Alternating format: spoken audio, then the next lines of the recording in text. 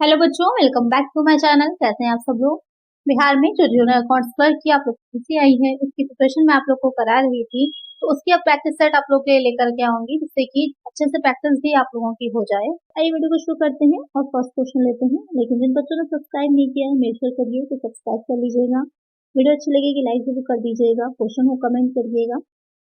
First question लेते हैं। प्राप्त छूट है या कटौती भी कह सकते हैं आप इसे।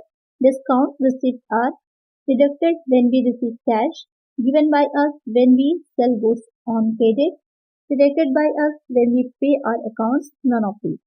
क्वेश्चन में कह रहा है कि जो डिस्काउंट होता है जो रिसीव हो रहा है, एक तो डिस्काउंट होता है कि पे कर रहे होते हैं या फिर रिसीव हो रहा होता है, तो यहाँ पर डिस्काउंट रिसीव हो रहा है। तो रिसीव किसी चीज में कैसे होगा, जब कोई भी पेमेंट आप कर रहे होंगे किसी दूसरे व्यक्ति को, तो वो व्यक्ति आपको कुछ छूट दे रहा है, कटौती दे रहा है। जैसे कि आपको 1000 का पेमेंट करना है किसी दूसरे व्यक्ति को और उसने आपको 10% का क्या दे दिया, डिस्काउंट दे दिया। तो आपको कितने पेमेंट करना होगा, 1000 का 10% अगर निकालेंगे 100 आ जाएगा, तो आपको 900 ही पे करना होगा। तो वो हमें डिस्काउंट रिसीव हुआ है। तो यहाँ पर जो ऑप्शंस दे रखे हैं कि जो हमें नगद प्राप्त होता है तो कटौती होती है। जब हमें तब दिया जाता है जब उधार हम सामान कोई बेचते हैं। जब हम अपने खातों का भुगतान करते हैं तो हम हमारे द्वारा जो कटौती दी जाती है या की जाती है या हमको मिलती है, उनमें से कोई नहीं। तो कौन सा करेक्ट हो जाएगा कि जो deducted by us when we pay our accounts, तो हम अपने अकाउंट्स को पे कर रहे हैं। जैसे मैंने बताया था ना कि कुछ भुगतान कर रहे होते तो सामने वाला व्यक्ति हमको कटौती देता है। तो इसका आंसर हो जाएगा ऑप्शन सी। नेक्स्ट क्वेश्चन है, निम्नलिखित में से किसी कोष का उपयोग माना जाएगा। Which of the following would be considered as use of fund. A decrease in account receivable, a decrease in cash, an increase in account payable, an increase in cash. Question क्या कह रहा है आपका कि जो कोष होता है यानी कि जो फंड्स होते हैं, तो एक तो हो जाता है सोर्सेज ऑफ फंड और दूसरा होता है एप्लीकेशन ऑफ फंड या फिर यूजेस ऑफ फंड भी कह सकते हैं। तो कहाँ पर आपने जो फंड्स होते हैं, अगर नॉर्मल भाषा में कहें कि धन जो होता है उसका जो उपयोग किया है आपने, कहाँ पर किया है। प्राप्य खातों में कमी, नकदी में कमी, देय खाते में वृद्धि, नकदी में वृद्धि। कहाँ पर हो जाएगा कि जो कैश है हमारी, जब वो डिक्रीज होती है, यानी कि आपने कोई, जैसे सपोज कर लीजिए कोई फिक्स एसेट आपने परचेज करी, मशीनरी परचेज करी, तो उसके बदले में आपने क्या दिया होगा, कैश दिया होगा। यहाँ पर एक कंडीशन आ जाती है कि अगर आपने उधार क्रय की है, क्रेडिट पे करी है या फिर कैश पे करी है, तो यहाँ पर सीधे पूछा गया है यूज किया है, तो इसका मतलब आपने कैश पे करी है। तो यहाँ पर इसका आंसर क्या हो जाएगा, ऑप्शन बी। नेक्स्ट क्वेश्चन लेते हैं। नेक्स्ट क्वेश्चन है, डेबिट नोट किस लेन देन के लिए तैयार किया जाता है। Debit note is prepared for which transaction. For purchase of goods, for cash sale of goods, for purchase return, for sales return. Question कह रहा है कि जो डेबिट नोट होता है किस लेन देन, किस तरह का ट्रांजेक्शन के लिए इसको यूज करते हैं। तो एक तो डेबिट नोट होता है और एक हो जाता है क्रेडिट नोट। तो जो डेबिट नोट होता है उसको डेबिट मेमो भी बोलते हैं, ध्यान में रखिएगा। हो सकता है डेबिट नोट के नाम से ना लिखा हो, डेबिट मेमो के नाम से लिखा हो, तो आप लोग कंफ्यूज ना होइएगा। तो जो डेबिट नोट होता है उसको हम जो यूज करते हैं वो किस लिए यूज करते हैं, जो हमने परचेज किया होता है, जो परचेज होगा उसका जो रिटर्न होता है उसके लिए यूज किया जाता है, यानी कि फॉर परचेज रिटर्न के लिए हम इसको यूज करते हैं। तो एक आंसर क्या हो जाएगा, ऑप्शन सी।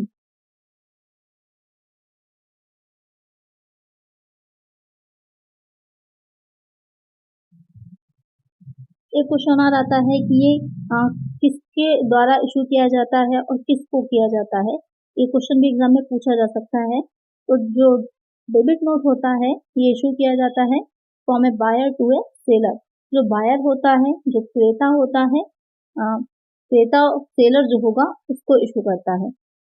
एक साथ ये रिक्वेस्ट को इंडिकेट कर रहा होता है, समझ लीजिए कि जो फंड्स हैं, जो भी आपने फंड दिए हैं उसको रिटर्न कर दिया जाए, क्योंकि जो भी आपने परचेज किया था उसको रिटर्न किया है। तो एक आंसर हो जाएगा ऑप्शन सी। नेक्स्ट क्वेश्चन है, एकल स्वामित्व के लिए लेखांकन समीकरण दृष्टिकोण किस समीकरण का पालन करता है। विच equation is followed by accounting equation approach for sole proprietorship. Asset is equal to liabilities into owner's equity. Assets is equal to liabilities plus owner's equity. Assets is equal to liabilities upon capital. Assets is equal to liabilities minus shareholders equity. ये question मैं आप लोगों को करा चुकी हूँ क्योंकि जो मैंने अकाउंटिंग इक्वेशंस में पढ़ाया था तो वहाँ पर 4 तरह की आपको बताई थी, तो उसमें ये भी आपको बताया था कि कौन सी करेक्ट होती है। तो यहाँ पर क्योंकि कह रहा है कि जो सोल प्रोप्राइटरशिप होती है, एकल व्यापारी होते हैं, उनकी जो वो बनती है, तो जो भी हो सबकी सेम ही रहती हैं मोस्टली। तो यहाँ पर कौन सा करेक्ट आंसर हो जाएगा? तो यहाँ पर करेक्ट आंसर हो जाएगा जो बी ऑप्शन दे रखा है, asset is equal to liabilities plus owner's equity. क्योंकि एक साइड जो बैलेंस शीट बनती है, एक साइड एसेट होती है, दूसरी साइड क्या हो जाती है? लायबिलिटीज होती हैं। लायबिलिटीज में आपकी लायबिलिटीज प्लस ओनर्स इक्विटी रहती है और एसेट आपकी दूसरी साइड आ जाती है, इसमें आपकी फिक्स्ड और करंट एसेट्स रहती हैं। या जो मल्टीप्लाई वाला दे रखा है तो सीधे से ही गलत हो जाएगा, ये तो सही होगा आपका बी पॉइंट। और सी वाला अपॉन में है तो अपॉन में होता नहीं है, फिर यहाँ पर माइनस है तो माइनस होता नहीं है। कौन सा करेक्ट हो जाएगा? Option B. नेक्स्ट क्वेश्चन लेते हैं। देनदार क्या है? What is the debtor? ऐसे तो बहुत सिंपल सा कहते हैं डेटर और क्रेडिटर, लेकिन होता क्या है एग्जैक्टली अगर आपको डेफिनेशन पूछी जाए डेटर की तो वहां पर आप कंफ्यूज हो जाएंगे। डेटर क्या होते हैं आइए देखते हैं। A debtor has a debt or legal obligation to pay an amount to another person or entity. Debtor is a term used in accounting to describe an entity, can either be a person, organization or a government body that is owed money. A debtor is an entity, person or institution that extends credit by giving another entity permission to borrow money intended to be repaid in the future. None of these. यहाँ पर जो debtor क्या होते हैं, तो creditor होगा, debtor होता है। डेटर वो व्यक्ति होते हैं जिनसे कि हमें कोई भी धनराशि मिलनी होती है। एसेट होते हैं, करंट एसेट होते हैं ना डेटर आप लोगों की जो देनदार होते हैं, तो उनसे कोई धनराशि हमें मिलनी है, हमने जो सेल करी होती है, क्रेडिट पर सेल किया होता है, तो वो राशि हमको मिलनी होती है, वो हमारे डेटर्स कहलाते हैं। तो यहाँ पर जो आपके ऑप्शंस में दे रखा है उसमें से कौन सा करेक्ट हो जाएगा कि जो डेटर होता है has a debt or legal obligation to pay an amount to another person or entity, कि जो देनदार होता है उसके पास किसी अन्य व्यक्ति या संस्था को राशि का भुगतान करने का ऋण या फिर कानूनी दायित्व होता है। एक आंसर हो जाएगा ऑप्शन ए। नेक्स्ट क्वेश्चन लेते हैं। नेक्स्ट क्वेश्चन है, उधार पर खरीदी गई अचल संपत्तियों को दर्शाया गया है। Fixed asset purchased on credit are shown in purchase book, cash book, journal, proper journal, यानी कि नन ऑफ द अबव। तो क्वेश्चन में यहाँ पे क्या कह रहा है कि ऐसी फिक्स्ड एसेट जो कि क्रेडिट पर परचेज की जाती हैं उनको हम कहाँ शो करते हैं? तो जो क्रेडिट पर परचेज की जाएंगी उनको हम जो सामान्य जर्नल यानी कि जो प्रॉपर जर्नल हम बनाते हैं सबसे पहले वहां पर ही शो किया जाता है क्योंकि जर्नल एंट्रीज की जाती हैं। तो करेक्ट आंसर क्या हो जाएगा? Option C.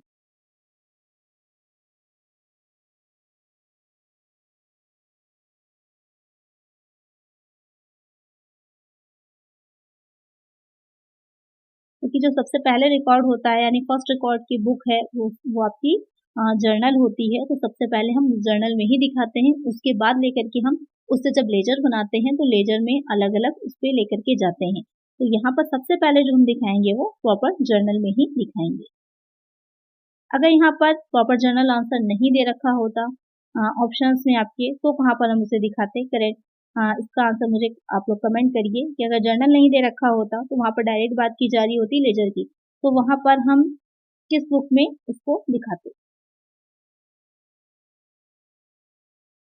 नेक्स्ट क्वेश्चन है, आहरण खाता है, drawing account is personal account, real account, nominal account, none of the above. तो जो ड्राइंग अकाउंट होता है किस तरह का अकाउंट है? बहुत इजी सा क्वेश्चन है, कई बार मैं आप लोग को बता चुकी हूँ इसके बारे में। जो ड्राइंग अकाउंट होता है वो हो जाएगा व्यक्तिगत खाता, पर्सनल अकाउंट होता है। एक आंसर हो जाएगा ऑप्शन ए। कितने तरह के अकाउंट्स होते हैं जल्दी से रिकॉल करिए? 3 टाइप्स के होते हैं जो अकाउंट्स होते हैं, 3 तरह के होते हैं। कौन से हो जाएंगे? पर्सनल, रियल और नॉमिनल। चलिए नेक्स्ट क्वेश्चन है, निम्नलिखित में से कौन सा सत्य नहीं है? Which of the following is not true? Accounting information is useful only to the management. Under cash basis of accounting, no adjustments are made for outstanding expenses and accrued income. Accounting is the language of business. Depreciation accumulated over few years. following straight line method is more than that calculated under diminishing balance method। Question में कह रहा है कि इसमें से जो statement दे रखे हैं उसमें से कौन सा स्टेटमेंट ऐसा है जो सत्य नहीं है, सही नहीं है। तो कौन सा स्टेटमेंट सही नहीं है, आइए देखते हैं। जो भी ऑप्शंस दे रखे हैं इसमें पहला जो कहा है कि लेखांकन जानकारी केवल प्रबंधन के लिए उपयोगी है, तो यही सीधे से गलत है। किसी प्रबंधन के लिए उपयोगी नहीं होती है। जो भी अकाउंटिंग रखी जाती है मैनेजमेंट के लिए तो होती ही है, जो शेयर होल्डर्स होते हैं उनके लिए भी होती है, जो भी कंपनीज इन्वेस्ट करना चाह रही हैं निवेशकों के लिए भी होती है, जो लोन देना चाहते हैं या फिर ऋण देना चाहते हैं उनके लिए भी होती है, तो सभी के लिए उपयोगी होती है। तो ये पहला पॉइंट ही गलत हो जाएगा। आइए और देख लेते हैं।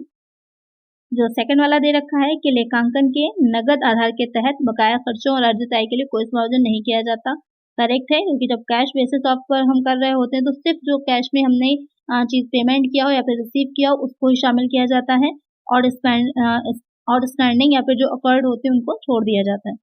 Accounting is the language of business, correct है।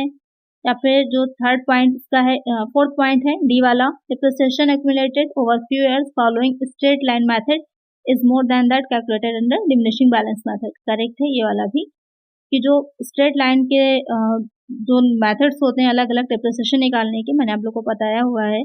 तो वहाँ पर जो स्ट्रेट लाइन मेथड विधि होती है और जो दूसरी विधि होती है डिमिनिशिंग बैलेंस मेथड, तो जो स्ट्रेट लाइन से होता है वो ज़्यादा होता है उसकी तुलना में, करेक्ट है। क्या गलत हो जाएगा, पहला वाला पॉइंट ही गलत हो जाएगा कि जो लेखांकन होता है अकाउंटिंग होती है उससे प्रबंधन के लिए उपयोगी होती है। चलिए नेक्स्ट क्वेश्चन। कल पर डेट है trial balance is a real account, personal account, nominal account, list of balances of all account.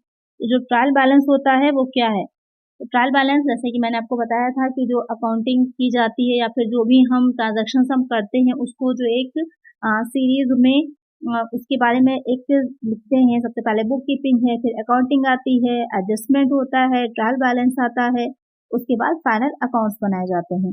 तो वहाँ पर जो ट्रायल बैलेंस होता है वो कोई अकाउंट नहीं होता, किसी भी तरह का खाता नहीं होता। जो भी हमने लेजर में खाते रखे होते हैं, अकाउंट्स बनाए होते हैं, उनकी क्या होता है, उनके जो बैलेंस निकल के आते हैं उनकी एक लिस्ट होती है, उसके बारे में दिखाता है।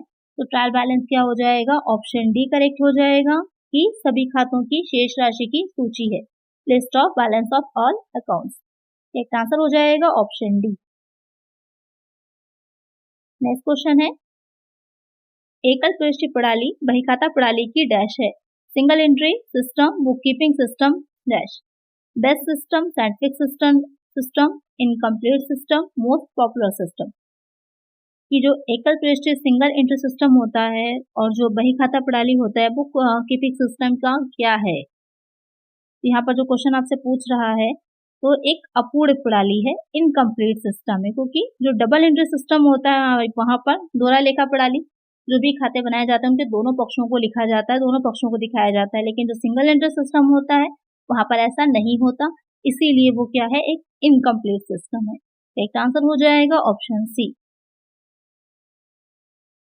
नेक्स्ट क्वेश्चन है, पूंजी पर ब्याज के लिए समायोजन पुष्टि करते समय जो खाता जमा किया जाता है वह है the account which will be created while making adjustment entry for interest on capital is capital account, interest on capital account, profit and loss account, interest account. यहाँ पर क्वेश्चन कह रहा है कि जो कैपिटल होती है उस पर जो ब्याज दिया जाता है उसके लिए जो एडजस्टमेंट एंट्री की जाएगी तो वहां पर कौन सा अकाउंट क्रेडिट किया जाएगा। यानी कहने का मतलब यह है कि जो कैपिटल इन्वेस्ट करी है उसको जो इंटरेस्ट दिया जा रहा है तो उसके लिए जो एंट्री की जाएगी वहां पर कौन सा अकाउंट क्या किया जाएगा, क्रेडिट किया जाएगा। तो यहाँ पर कौन सा अकाउंट क्रेडिट किया जाएगा, जो पूंजी खाता होता है, कैपिटल अकाउंट होता है, उसको हम क्रेडिट करते हैं। तो एक आंसर क्या हो जाएगा, ऑप्शन ए। नेक्स्ट क्वेश्चन है,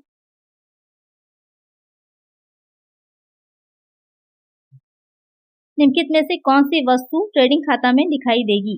which of the following items will appear in the trading account. यानी कि जो हम व्यापारिक खाता बनाते हैं इसमें से कौन सी चीजें व्यापारिक खाते में दिखाई जाती हैं।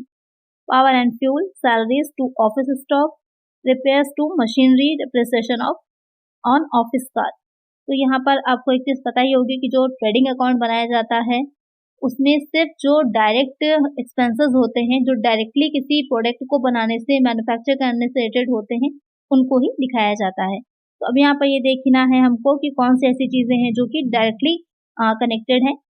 कौन सी हो जाएंगी? तो जो आपका बिजली और ईंधन है, पावर एंड फ्यूल है, क्योंकि कोई भी मशीन प्रोडक्ट बनाने के लिए मशीनरी लगेगी और उसके लिए पावर एंड फ्यूल लगेगा। उसके बिना आप कोई भी प्रोडक्ट को नहीं बना सकते। तो इसको ही हम दिखाएंगे ट्रेडिंग अकाउंट में। बाकी की ये तीनों चीजें कहाँ जाएंगी? बाकी की ये तीनों ही चीजें जाएंगी जो हम प्रॉफिट एंड लॉस अकाउंट बनाते हैं उसके डेबिट साइड में। एक आंसर हो जाएगा ऑप्शन ए। नेक्स्ट क्वेश्चन है, अंतिम खातों में स्टॉक की असामान्य हानि दर्ज की जाती है। In final accounts abnormal loss of stock is entered in trading accounts only, profit and loss accounts only, both A and B, balance sheet। तो यहाँ पर क्योंकि क्वेश्चन में कह रहा है कि जो फाइनल अकाउंट्स होते हैं उसमें जो अब नॉर्मल लॉस होगा स्टॉक का, उसको कैसे दिखाया जाएगा या कहाँ पर दिखाया जाएगा। तो जो भी अब नॉर्मल लॉस होता है, अगर हम बात करें कि स्टॉक में, तो कैसे होगा? या तो loss of goods by fire होगा, या तो जो लॉस ऑन थेफ्ट होगा, या तो चोरी से हानि होगी, या फिर अग्नि के द्वारा नष्ट हो जाएगा, या फिर आग लगने से जो हानि होगी। इन्हीं दो कारणों से तो लॉस होगा, अब नॉर्मल लॉस जो होगा। तो उसको जो दिखाएंगे या तो आप ट्रेडिंग अकाउंट में दिखा देंगे क्रेडिट साइड में, या तो फिर जो प्रॉफिट एंड लॉस अकाउंट में उसमें दिखाया जा सकता है। तो यहाँ पर करेक्ट आंसर जो होगा वो हो जाएगा option C, both A and B, दोनों में से किसी में भी दिखाया जा सकता है। क्योंकि लॉस है तो प्रॉफिट एंड लॉस अकाउंट में भी दिखाया जा सकता है। नेक्स्ट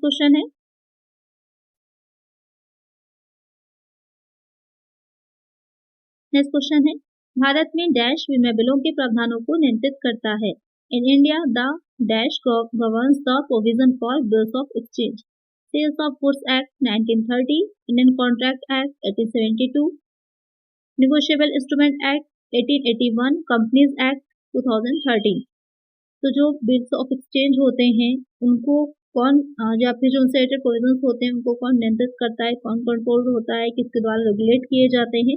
इनमें से 4 आपके एक्ट दे रखे हैं, आपको बताना है कि कौन सा करेक्ट। सिंपल सी बात है, विनिमय बिल की बात हो रही है, बिल्स ऑफ एक्सचेंज है, तो किसमें जाएगा? जो नेगोशिएबल इंस्ट्रूमेंट एक्ट होते हैं उसमें जाएगा। तो एक आंसर हो जाएगा ऑप्शन सी। नेक्स्ट क्वेश्चन है, भुनाए गए बिल पर छूट है, rebate on bill discounted is an income received in advance income occurred liability. जो भी बिल्स होते हैं उनको जो डिस्काउंट होते हैं उन पर जो रिबेट मिलती है, वो रिबेट क्या है आपके लिए? एक इनकम कितना होती है, या फिर अग्रिम इनकम हो जाती है, या फिर अर्जित की हुई, या फिर एक लायबिलिटी है, दायित्व है। वो क्या हो जाएगा? एडवांस इनकम मानी जाती है कि जो भी इनकम आपको रिसीव हुई है एडवांस में रिसीव हुई है। तो करेक्ट आंसर क्या हो जाएगा? Option B. नेक्स्ट क्वेश्चन है, लेजर या फिर खाता बही एक प्रमुख पुस्तक है जिसमें ledger is the principal book in which only real accounts are kept, only personal accounts are kept, only nominal accounts are kept, all accounts are kept। जो लेजर या फिर खाता बही बनाई जाती है उसमें किस तरह के अकाउंट्स रखे जाते हैं? 3 तरह के होते हैं, अलग अलग बताया है। ये इसमें से कौन सा रखा जाता है? फिर ये तीनों ही रखे जाते हैं। तो करेक्ट आंसर ऑप्शन डी हो जाएगा। जो आपको पता ही है कि तीनों ही तरह के अकाउंट्स रखे जाते हैं। करेक्ट आंसर क्या होगा? Option D. नेक्स्ट क्वेश्चन है, प्राप्तियों और भुगतान खाते के संबंध में निम्नलिखित में से कौन सा कथन गलत है? With respect to receipt and payment account which of the following statement is incorrect. अब आपको बताना है कौन सा गलत है। It follows nominal account, it is summary of cash book, while recording the cash and bank transactions all entries are made on cash basis, it starts with the opening balances of cash and bank। तो यहाँ पर जब बात हो रही है किसकी? जो रिसिप्ट एंड पेमेंट अकाउंट होता है उसकी, तो वहाँ पर उसके कॉन्टेक्स्ट में कौन सा यहाँ पर जो दे रखा है वो गलत होगा। बाकी के 3 सही होंगे, कोई एक गलत होगा। यहाँ पर आपका कौन सा गलत हो जाएगा? कि ये नॉमिनल अकाउंट का अनुसरण करता है। ये कथन क्या है? गलत हो जाएगा कि ये जो भी मतलब हम बनाते हैं रिसिप्ट एंड पेमेंट अकाउंट, ये नॉमिनल अकाउंट का अनुसरण नहीं करता है। It is summary of cash book, correct है, ये कैश बुक की तरह बनाया जाता है। यहाँ पर इसके बारे में मैंने आप लोग को बताया था कि कुछ ऐसी संस्थाएं होती हैं जो कि लाभ के उद्देश्य से प्रॉफिट को अर्न करने के लिए नहीं खोली जाती हैं, तो वहां पर ये अकाउंट बनाया जाता है, प्राप्ति और भुगतान खाता। तो वहाँ पर ये जो अकाउंट बनेगा ये बिल्कुल कैश बुक की तरह बनाया जाता है, इसलिए ये नाममात्र खाते का अनुसरण नहीं करता, क्योंकि कैश अकाउंट क्या है? रोकड़ खाता कौन सा खाता होता है? रोकड़ खाता रियल अकाउंट होता है। इसलिए नेक्स्ट जो पॉइंट है कि recording the cash and bank transaction all entries are made on cash basis, correct है ये भी। और साथ में it start with the opening balance of cash and bank, ये भी करेक्ट हो जाएगा क्योंकि कैश बुक की तरह बनता है इसलिए। तो यहाँ पर क्योंकि आपसे पूछा था कि कौन सा गलत है, कौन सा गलत हो जाएगा? पहला पॉइंट। एक आंसर हो जाएगा ऑप्शन ए। नेक्स्ट क्वेश्चन है, ट्रायल बैलेंस आमतौर पर किस अवधि के लिए तैयार किया जाता है? Trial balance is prepared generally for a period of 1 week, 1 month, 1 quarter, 1 year. तो क्वेश्चन में जो कह रहा है कि जो ट्रायल बैलेंस है यानी कि जो तलपट होता है जो बनाया जाता है उसकी अवधि क्या रहती है, टाइम पीरियड क्या रहता है? तो यहाँ पर उसकी अवधि जो रहेगी, जो टाइम पीरियड रहता है, मोस्टली 1 वर्ष के लिए, 1 ईयर के लिए ही बनाया जाता है, क्योंकि जो लेखांकन का काम होता है, फाइनेंशियल ईयर जो भी होता है, तो आपको पता है ये 1 अप्रैल टू 31 मार्च तक होता है, तो वो पूरा 1 वर्ष की ही अवधि होती है। एक आंसर हो जाएगा ऑप्शन डी।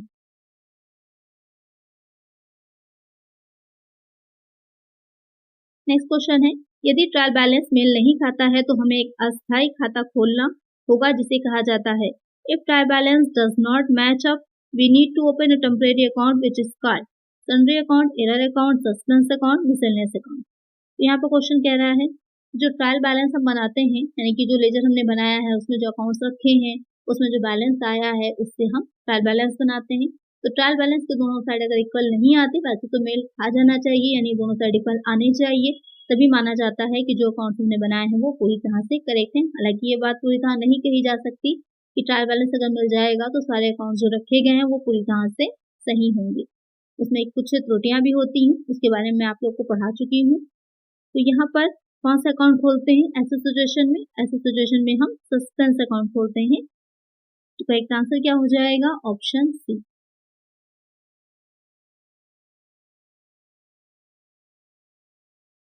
नेक्स्ट क्वेश्चन है, देनदारों का नाम बही खातों में कब दर्ज होगा? Debtors will appear in the books of accounts when error of costing, error of carrying forward, error of posting, error of principle. कि जो डेटर्स होते हैं उनके जो बुक्स हम बना रहे हैं उनको कब दिखाया जाता है? कास्टिंग के टाइम पर, कैरिड फॉरवर्ड होने पर, पोस्टिंग के टाइम पर, या फिर प्रिंसिपल के टाइम पर, क्योंकि यहाँ पर नेम की बात हो रही है जो डेटर्स हैं उनके। तो यहाँ पर ये किस तरह की त्रुटि होती है या किस तरह का एरर होगा? तो ये कॉस्टिंग में एरर कहलाता है, क्योंकि जब कोई भी एक डेटर होता है बार बार उसको क्रेडिट सेल की जा रही है तो वहाँ पर उसके लिए एक अलग से डेटर अकाउंट बना दिया जाता है, तो वहाँ पर जो उसके नाम को शो किया जाता है वो एरर ऑफ कॉस्टिंग कहलाता है। यहाँ पर करेक्ट आंसर क्या हो जाएगा? Option A. नेक्स्ट क्वेश्चन है, कंपनी अधिनियम 2013 की अनुसूची 3 के अनुसार निर्धारित बैलेंस शीट के प्रारूप के अनुसार पूंजीगत कार्य प्रगति को शीर्ष के अंतर्गत दिखाया गया है as per the format of balance sheet prescribed as per schedule 3 of companies act 2013। Capital work in progress is shown under the head of intangible asset, current asset, fixed assets, loan and advances. यहाँ पर question आपसे कह रहा है कि जो company अधिनियम 2013 है उसकी जो अनुसूची 3 है उसमें की जो बैलेंस शीट का प्रोफार्मा एक बताया गया है, निर्धारित किया गया है, उसके अनुसार जो पूंजीगत कार्य प्रगति होता है वो किस शीर्षक के अंतर्गत दिखाया जाएगा? अमूर्त संपत्ति या फिर चालू संपत्ति या वर्तमान संपत्ति, अचल संपत्ति या फिर ऋण और अग्रिम, उसे किसके अंतर्गत दिखाया जाएगा? तो उसे हम जो फिक्स एसेट होती है उसके अंतर्गत दिखाते हैं, यानी कि जो कैपिटल वर्क इन प्रोग्रेस होता है उसे फिक्स एसेट के अंतर्गत दिखाया जाता है। करेक्ट आंसर क्या हो जाएगा? Option C. नेक्स्ट क्वेश्चन है, बैलेंस शीट लेखांकन समीकरण पर आधारित है। Balance sheet is based on the accounting equation asset is equal to liabilities plus capital, asset plus liabilities is equal to capital, assets minus liabilities is equal to capital, asset plus capital is equal to liabilities। बहुत ही simple सा question है, अभी settled ऐसा ही question था लेकिन वहां पर क्या था, थोड़ा सा क्वेश्चन यहाँ पर से चेंज था। तो ये जो समीकरण है, अकाउंटिंग इक्वेशन है, इन्हें बहुत तरीके से पूछा जा सकता है, तो आप लोग प्रिपेयर रहिएगा, किसी भी तरीके से इसको पूछा जा सकता है। तो जिस भी तरीके से पूछा जाए आप लोग को पता होना चाहिए कि मेन अकाउंटिंग इक्वेशन आपको पता हो, कोई भी क्वेश्चन किसी भी तरह का रिलेटेड आएगा आप सॉल्व कर लेंगे। तो इसका करेक्ट आंसर आप लोग मुझे कमेंट करिए, बहुत सिंपल सा क्वेश्चन है। नेक्स्ट क्वेश्चन है, रासमान शेष विधि के अंतर्गत मूल्यह्रास की गणना की जाती है। Under the diminishing balance method depreciation is calculated on scrap value, original value, book value, none of these. Question में कह रहा है कि जो डिमिनिशिंग बैलेंस मेथड होता है उसके अंतर्गत जो डिप्रिसिएशन कैलकुलेट किया जाता है वो किस वैल्यू पर किया जाता है या फिर किस मूल्य पर किया जाता है। तो उसे जो कैलकुलेट किया जाएगा वो बुक वैल्यू पर यानी कि पुस्तक मूल्य पर किया जाता है। तो एक आंसर क्या हो जाएगा, ऑप्शन सी।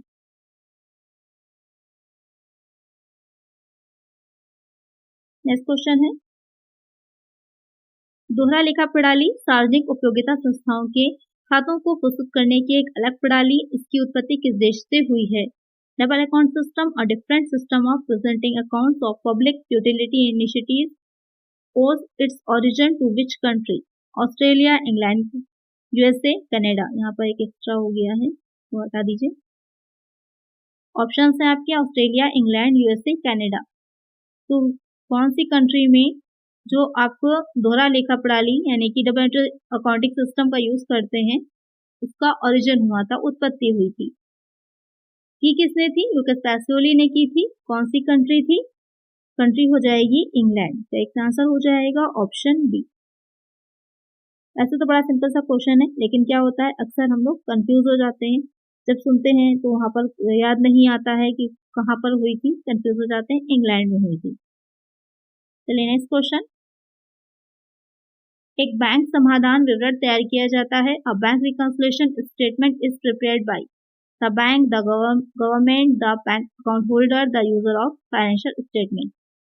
तो यहाँ पर बैंक समाधान विवरण जो होता है कौन प्रिपेयर करता है, वो प्रिपेयर किया जाता है जो बैंक खाता धारक होता है, क्योंकि उसको मिलाना होता है कि जो उसकी बैंक यानी कि जो कैश बुक एक बनती है, बैंक बुक होती है, पासबुक जिसे बोल सकते हैं आप लोग, दोनों के बीच में डिफरेंस क्यों आया है उसका मिलान करने के लिए वो बनाता है बैंक रिकंसिलिएशन स्टेटमेंट। तो करेक्ट आंसर क्या हो जाएगा, ऑप्शन सी। तो यहाँ पर बैंक नहीं बनाता, जो बैंक खाता धारक होता है वो तैयार करता है। नेक्स्ट क्वेश्चन है, एक अवधारणा कि किसी व्यावसायिक उद्यम को निकट भविष्य में बेचा या समाप्त नहीं किया जाएगा, इसे इस प्रकार जाना जाता है, a concept that a business enterprise will not be sold और liquidated in the near future is known as. यानी कहने का क्या मतलब है, फ्यूचर में ना तो उसे बेचा जाएगा ना ही समाप्त किया जा रहा है, यानी वो काफी टाइम तक चलता रहेगा। तो ये कौन सी आपने को जो मैंने अकाउंटिंग कॉन्सेप्ट पढ़ाए थे ये कि कितने तरह के होते हैं अवधारणाएं या फिर सिद्धांत कह सकते हैं, उससे रिलेटेड है। Monetary unity, economic activity, going concern, none of the above. तो कौन सा है वो, गोइंग कंसर्न हो जाएगा कि अनंत काल तक व्यवसाय हमारा चलता रहेगा। एक आंसर हो जाएगा ऑप्शन सी। नेक्स्ट क्वेश्चन है, अंकेक्षण का मुख्य उद्देश्य है, the main object of auditing is reduction of error to find reliability of financial position and profit and loss statement to find out fraud, none of the above। Question में कह रहा है कि जो अंकेक्षण ऑडिटिंग होती है उसका मेन ऑब्जेक्ट क्या होता है। वैसे तो बहुत से ऑब्जेक्ट होते हैं लेकिन मेन जो ऑब्जेक्ट होता है जिसके लिए जिस पर बेस्ड होती है ऑडिटिंग, क्योंकि ऑडिटिंग है कुछ आपके मेन एम है, मेन ऑब्जेक्टिव है कुछ, उसके साथ ही सेकेंडरी भी है। यहाँ पर जो मेन ऑब्जेक्टिव है वो हो जाता है कि जो वित्तीय स्थिति है और लाभानी विवरण है उसकी विश्वसनीयता देखना कि कितना ट्रस्ट कर सकते हैं, जो भी चीजें दिखाई हैं उसमें वो सही है या नहीं है उसको चेक करना। एक आंसर क्या हो जाएगा, ऑप्शन बी। नेक्स्ट क्वेश्चन है, ऑडिट शब्द की उत्पत्ति डैश भाषा के अडायर शब्द से हुई है। The word audit is derived from the word audire, Latin, Greek, French, none of these. ये तो यहाँ पर बता दिया है कि जो ऑडिट है शब्द उसकी उत्पत्ति हुई है अडायर शब्द से, लेकिन अडायर शब्द जो है वो किस भाषा का शब्द है, लैटिन है, ग्रीक या फिर फ्रेंच है। तो जो अडायर शब्द है, बहुत ही सिंपल से क्वेश्चंस होते हैं, ये हम लोग पढ़े होते हैं लेकिन क्या होता है एग्जाम के टाइम में कंफ्यूजन हो जाती है। तो जो अडायर शब्द है किस भाषा का शब्द है, वो लैटिन शब्द है। तो एक आंसर हो जाएगा ऑप्शन ए। अच्छा, अब यहाँ पर क्वेश्चन ये भी आ सकता है कि अडायर जो शब्द है इसका मीनिंग क्या होता है? इसका मीनिंग होता है लिसनिंग, सुनना। क्योंकि पहले जो होता था तो एक व्यक्ति बोलता था, दूसरा व्यक्ति सुनता था और उसी से ये देखा जाता था कि जो भी लिखा गया है वो यहाँ पे जो भी रखे गए हैं ट्रांजैक्शंस के बारे में जो भी अकाउंटिंग की गई वो सही है या नहीं है। तो यहाँ पर क्या एक आंसर है ऑप्शन ए। नेक्स्ट क्वेश्चन है which of the following are examples of types of vouchers. निम्नलिखित में से कौन से वाउचर के प्रकार के उदाहरण हैं? या प्रमाणक भी हिंदी में बोला जाता है इसे। परचेज, रिक्वेजिशन स्लिप, क्रयमांक पर्ची, परचेज इनवाइस, क्रय बीजक, gate keepers note, bank paying slip, bank भुगतान पर्ची। तो यहाँ पर आपको बताना है, यहाँ पर कई ऑप्शंस दे रखे हैं, आपको ये देखना है कि इसमें से कौन कौन से ऑप्शन करेक्ट हैं, उसी के अकॉर्डिंग आपका आंसर हो। तो यहाँ पर जो परचेज रिक्वेजिशन स्लिप है, परचेज इनवाइस, ये चारों ही क्या हैं? करेक्ट हैं, ये चारों ही वाउचर के प्रकार हैं। तो यहाँ पर एक आंसर कौन सा होगा? देख लीजिए, यहाँ पर सारे दे रखे हो तो ऑप्शन डी जो दे रखा है उसमें चारों ही बताए गए हैं, तो यही करेक्ट हो जाएगा हमारा। एक आंसर हो जाएगा ऑप्शन डी। सिर्फ आपको कंफ्यूज करने के लिए इस तरह से क्वेश्चन बनाया गया था, बहुत ही इजी सा था। नेक्स्ट क्वेश्चन लेते हैं। एक डैश ढांचा वह है जहां लेखा परीक्षक सच्ची और निष्पक्ष रिपोर्ट देता है। A dash framework is where the auditor gives a true and fair report. Statutory, regulatory, fair presentation, compliance. Question में कह रहा है कि एक ऐसा फ्रेमवर्क जिस पर कि जो ऑडिटर होगा वो ट्रू और फेयर रिपोर्ट देगा, वो क्या कहलाता है या फिर क्या कहा जाता है? तो वो हो जाता है फेयर प्रेजेंटेशन, निष्पक्ष प्रस्तुति कहते हैं इसको। तो एक आंसर हो जाएगा option C. A fair presentation framework is where the author gives a true and fair report. एक आंसर है ऑप्शन सी। तो आज की वीडियो में इतना ही। आई होप वीडियो अच्छी लगी होगी, क्वेश्चंस अच्छे लगे होंगे, प्रैक्टिस अच्छे से हो गई होगी। इसी तरह की प्रैक्टिस सेट मैं ज़्यादा से ज़्यादा आप लोग के लिए लेकर के आऊँगी, जिससे कि आपकी प्रैक्टिस अच्छे से हो जाए। तो वीडियो अच्छी लगी है तो लाइक कर दीजिए, चैनल पर नया सब्सक्राइब कर दीजिए और फ्रेंड्स आप वीडियो को शेयर कर दीजिए। मिलते हैं नेक्स्ट वीडियो में। Thank you.